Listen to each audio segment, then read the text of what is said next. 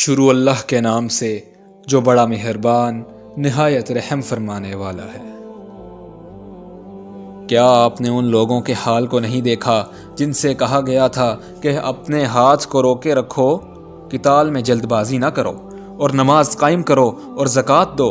پھر جب ان پر قتال کرنا فرض کر دیا گیا اس وقت ان میں سے ایک گروہ لوگوں سے ڈرنے لگا جیسے اللہ سے ڈرا جاتا ہے یا اس سے بھی بڑھ کر ڈرنے لگا، اور انہوں نے کہا اے ہمارے رب، تو نے ہم پر قتال کرنا کیوں فرض کر دیا؟ ہمیں ایک قریبی مدت تک مہلت کیوں نہ دی؟ اے نبی، آپ فرما دیجئے دنیا کا سامان تو بہت ہی تھوڑا ہے اور آخرت اس کے لیے بہت بہتر ہے۔ جس نے پرہیزگاری اختیار کی اور تم پر ذرہ برابر بھی ظلم نہیں کیا جائے گا۔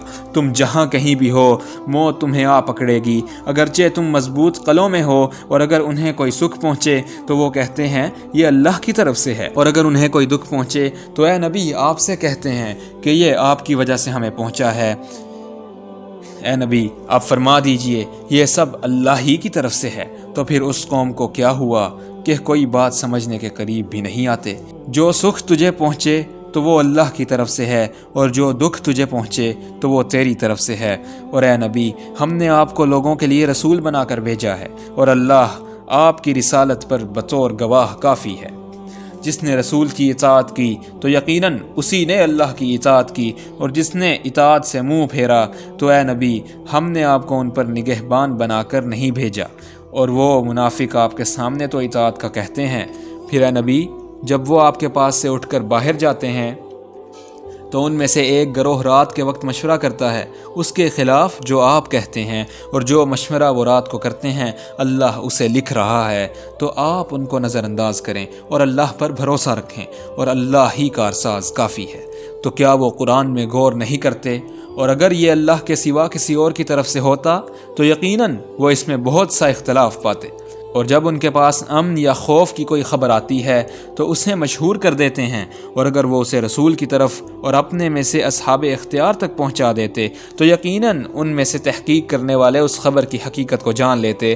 اور اگر تم پر اللہ کا فضل اور اس کی رحمت نہ ہوتی تو یقیناً چند ایک کے سوا تم سب شیطان کی پیروی کرنے لگ جاتے۔ تو اے نبی اللہ کی راہ میں قتال کیجئے، آپ پر صرف اپنی ذات کی ذمہ داری ڈالی جاتی ہے، اور مومنوں کو ترغیب دلائیے، قریب ہے کہ جنہوں نے کفر کیا ہے اللہ ان کی جنگ کا زور روک دے، اور اللہ پکڑ کرنے میں بہت سخت ہے اور سزا دینے میں بھی بہت سخت ہے۔ جو اچھی سفارش کرے گا اس میں سے اس کا حصہ ہوگا، اور جو بری سفارش کرے گا اس کے لیے اس میں سے بوجھ ہوگا، اور اللہ ہر چیز پر قدرت رکھنے والا ہے۔